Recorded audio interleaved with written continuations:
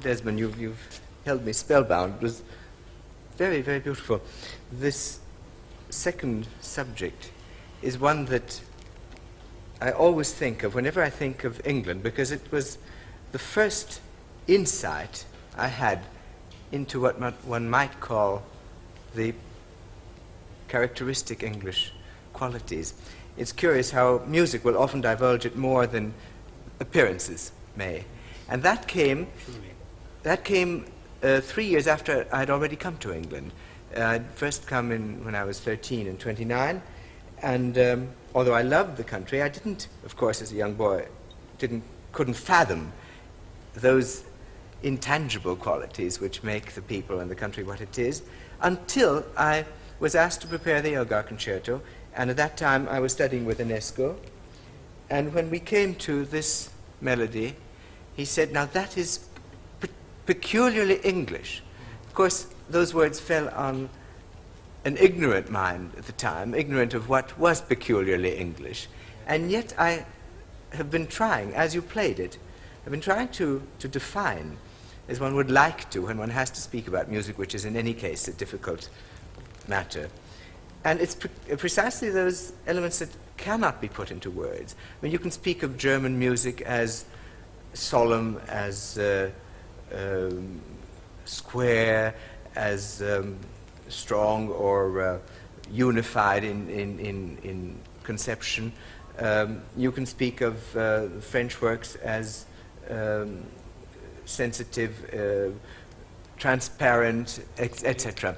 But if you try to define this, it has a little bit of everything, and it is a quality which Elgar tried himself to put into words, because there's very little music that is as heavily marked as this concerto, because he was attached to every note and wanted every note played in a particular way. Of course, if you asked him anything about it, he couldn't tell you. I mean, he wouldn't want to speak about it.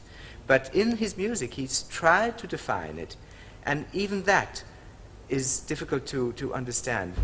What it is, I think, is both the tenderness, the nostalgia, the innocence of it, certain lack, simplicity, a lack of, how should I say, of self-assertion. It's a very interior, isn't it? It is indeed. And then the fact that the notes don't follow each other metronomically at all. I mean, they shouldn't ever, I feel, even in a perpetual motion, except perhaps there we might allow it for the sake of the argument. But here, every one of these notes is heavily laden with something that you might call almost speech, isn't it?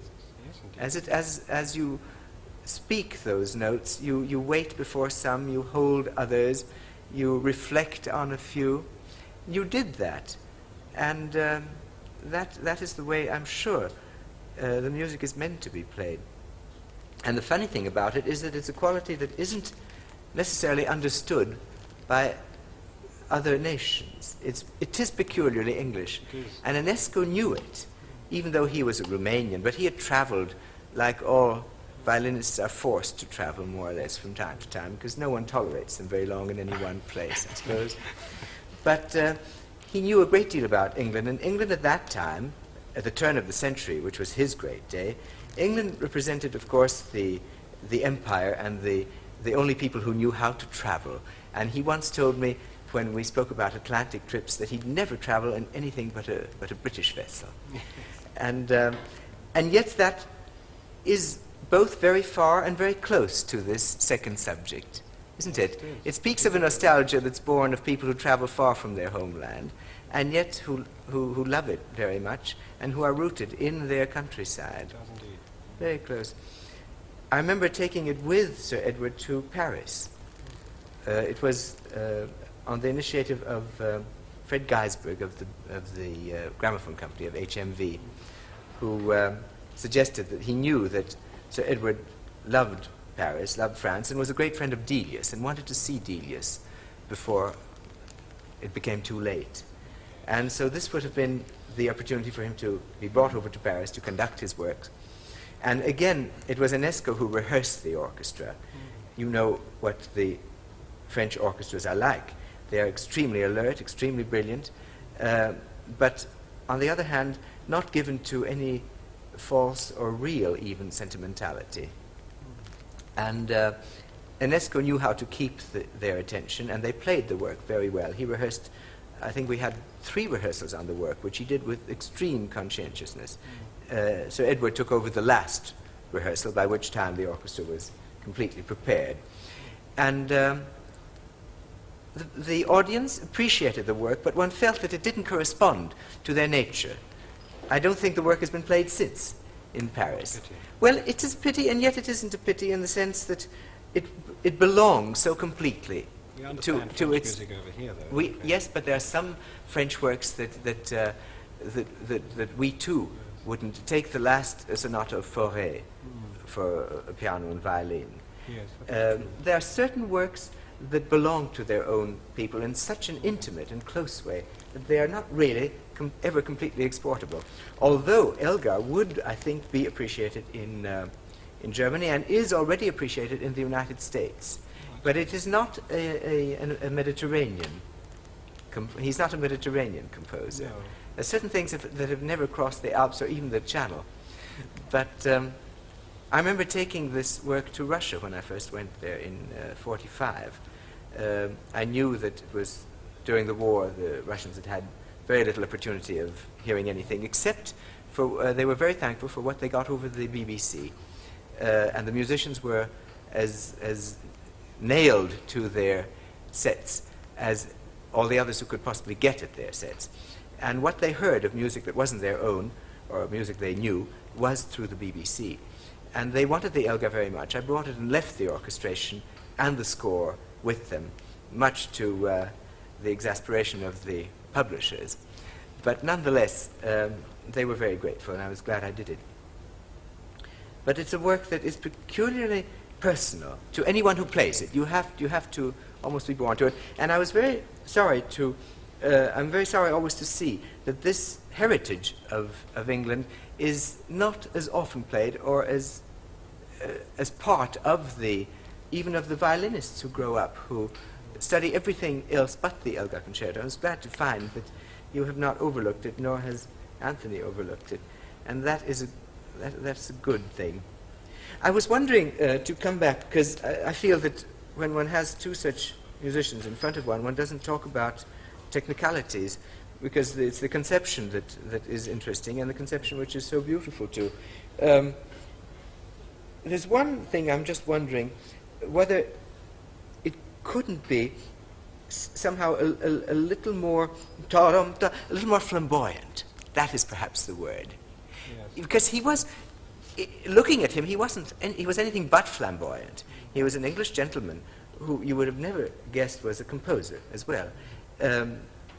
Composers don't always look their part. Certainly English composers and his generation of composer, and he particularly didn't look his part. He loved his hounds and the horses and the races, and would love to compose, but I don't think he would want to waste time talking about his own music. But I know that he was a great one in his heart for expansion, for exuberance, for color, for the orchestration. And you have caught beautifully all that is most deep and sensitive and intimate in it. Certain of the ta-dum, ta-dum, ti-da-da-dum, ti-da-da-dum, ta-da-dum, could stand just a little may I more. ask Yes? what I would do with the phrases to carry that suggestion of yours? Would you like more of an attack on the top? More an attack, yes. Ta-dum, ta-dum, ti-da-da-dum. Shall I try? Yes, do try. Yes, yes, that's it. That sort of thing. That's that sort of thing. Ta-dum. That's it. Ta-dum, ta-dum. And that ta-dum, ta-dum, ti-dim, a little more burning. Geoffrey, You want to shall try we- that? Yeah, certainly. Well, just from that part. Ta-dum. That's it.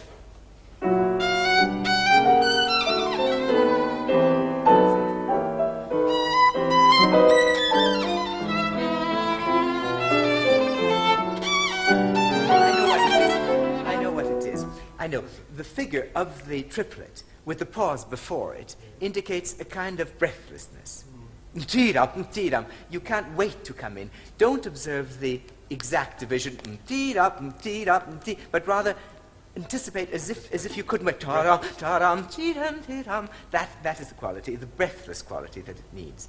Because your playing otherwise is not breathless. It's very controlled, very poised, and it could gain from the deliberate introduction of a certain element of impatience. Stage, yes, exactly. And that was the only thing I could think. That's a very good point. Yes. Otherwise, it's perfectly beautiful. Do you want to continue to the main tutti, to the next big tutti? Yes. I'll try.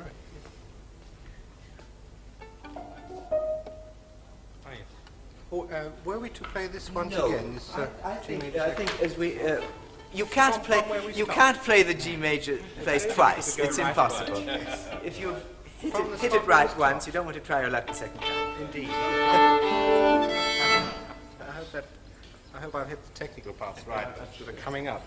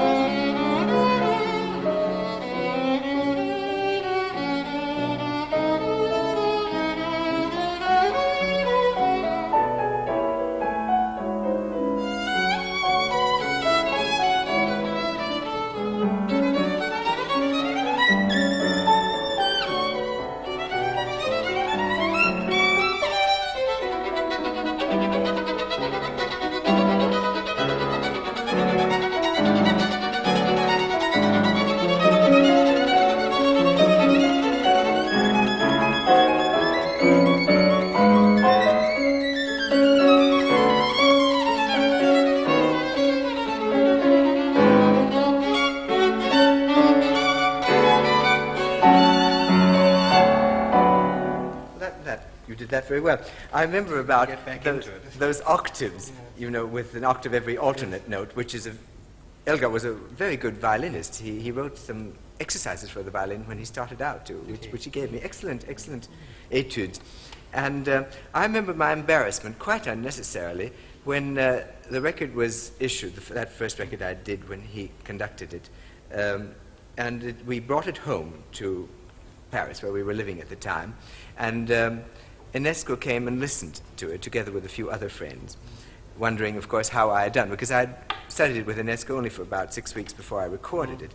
And then my embarrassment when he listened to the recording, of course on recording it's very difficult to tell sometimes, he said, did you do that in fingered octaves?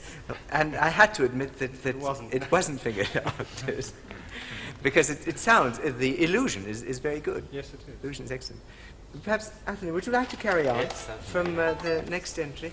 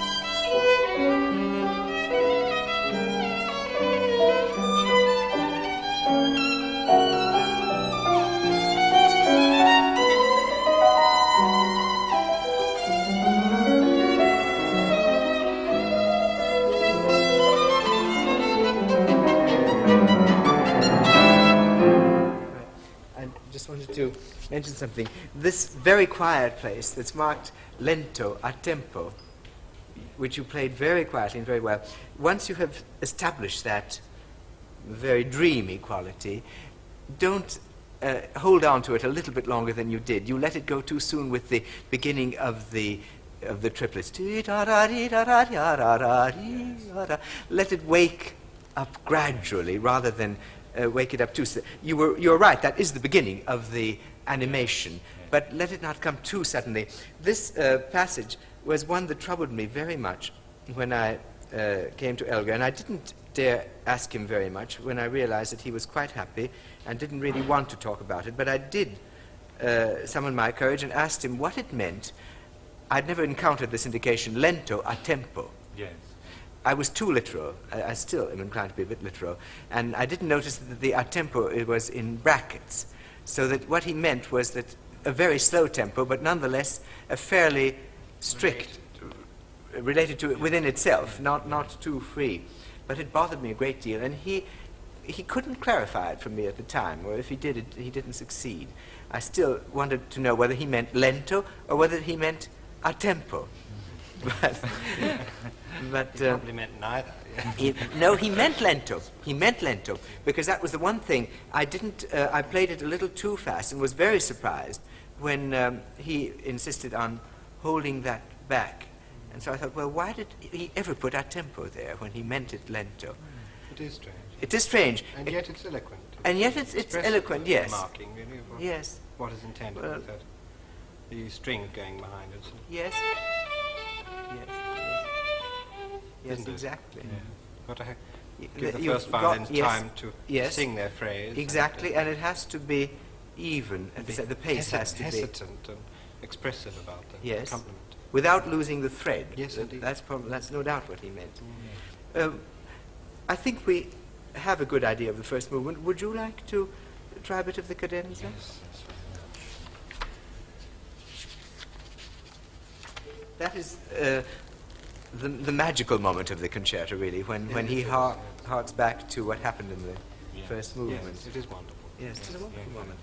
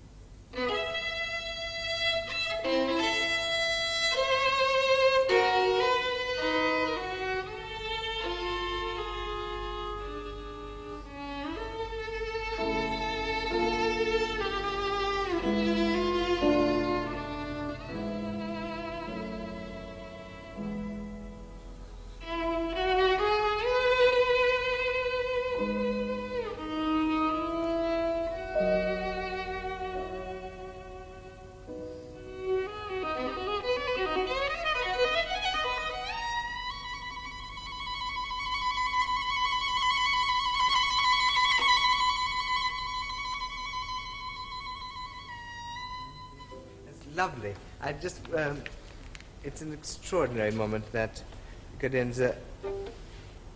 All the odd elements of the first movement come in there as they would in a dream, really, a dream sequence, because even though there is, after you analyze the dream, you find that there is perhaps some...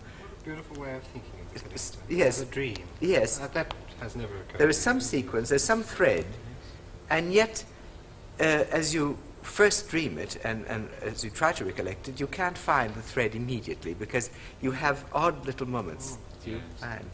Right. Do you want to carry on? I'd be delighted. Yes? Well, no, just to change. Both of you should have a go at it. Yes.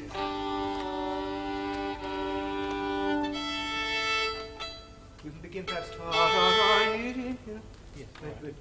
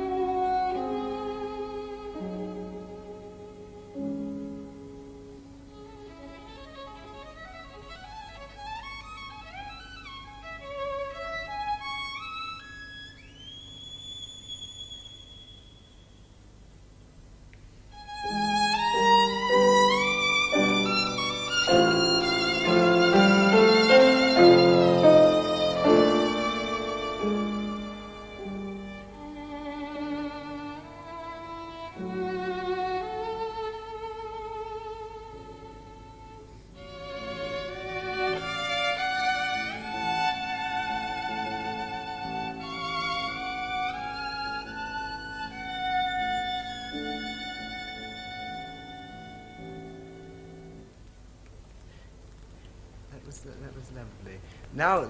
Now is the ordinary cadenza following. I mean, in the sense that the violin is completely abandoned by the strumming orchestra.